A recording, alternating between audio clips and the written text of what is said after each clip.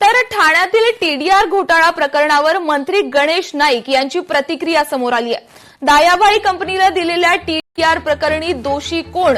वनमंत्री गणेश नाईक यांचा ठाणे पालिका प्रशासनाला सवाल आहे। ठाणे आयुक्तांनी लक्ष न घातल्याचा नाईकांचा गंभीर आरोप आहे। टीडीआरचा भार ठाण्यातील रहिवाशांवर का? इको सेन्सिटिव्ह झोनमध्ये उद्यानाचा टीडीआर कसा दिला? गणेश नाईकांनी ठाणे पालिकेतील सत्ताधाऱ्यांवर निशाणा साधलाय। गणेश नाईकांचा ठाणे पालिकेतील सत्ताधाऱ्यांवर निशाणा पाहायला मिळतोय। दरम्यान टीडीआर प्रकरणात मंत्री प्रताप सरनाईक यांनी गणेश नाईक यांचा मुद्दा घोडलाय। दायाभाई आणि कंपनी या लोकांनी महसूल विभागाच्या सहाय्यक आयुक्ताला कन्व्हिन्स केलं किंवा त्यांनी त्यांची बाजू मांडली आणि त्यांनी तिथून ऑर्डर घेतली की या लोकांना टीडीआर द्यावा। ती ऑर्डर महापालिकेच्या आयुक्तांपर्यंत पोहोचली। आयुक्तांनी त्याच्यावर लक्ष घातलं नाही आणि म्हणून ती डायाभाई आणि कंपनी, काही ठिकाणी डायाभाई आहे, काही ठिकाणी डायाभाई आणि कंपनी, म्हणजे थोडस कन्फ्युजन करण्याचा तो प्रकार आहे। जरा तुम्ही जरा तपशील जरा अधिक तपासून घ्या। टीडीआर म्हणजे काय? क्षेत्रफळ वाढणार, क्षेत्रफळ वाढणार म्हणजे फ्लॅट वाढणार, फ्लॅट वाढणार म्हणजे लोकसंख्या वाढणार।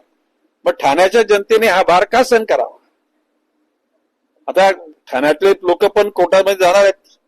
आमच्या नवी मुंबईमध्ये कॉन्शियस सिटीजन फोरम नावाचं एक ऑर्गनायझेशन आहे, ते लोकांनी सगळी तयारी केली आणि बहुतेक 4-5 दिवसामध्ये ते रजिस्टर करतील। कुठेतरी आपल्याला काहीतरी पाहिजे म्हणून नको ती नाटकं करून अशा प्रकारची यंत्रणा राबवणं हे उचित नाही आणि ह्या गोष्टीचा फार समाजामध्ये निषेध होत आहे। आता करणारे करते करविते कोण आहेत मला नाही माहिती। आता तुम्ही पत्रकार बांधव, तुम्ही जागृत आहात, तुम्ही शोधा आणि ज्याचं बिल असेल त्याला स्टिकर लावून टाका, पण मी या गोष्टीच्या विरोधात आहे। त्या पद्धतीनं तो टीडीआर दिला गेला, तो माननीय सुप्रीम कोर्टाच्या आदेशानुसार दिला गेला।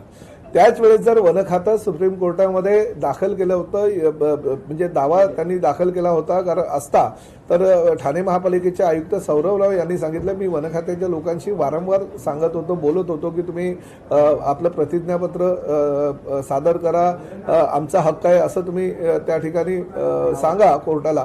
परंतु त्यावेळेस दाखल न केल्यामुळे कोर्टानं एकतर्फी ऑर्डर केली आणि तो टीडीआर दिला गेला आणि ठाणे महानगरपालिका क्षेत्रातील ज्या काही सुखसुविधा आहे, पाणी आहे, कचरा आहे, रस्ते आहे किंवा इतर काही ज्या नागरी सुविधा आहेत त्याच्यावर त्याचा फार मोठा परिणाम होणार आहे।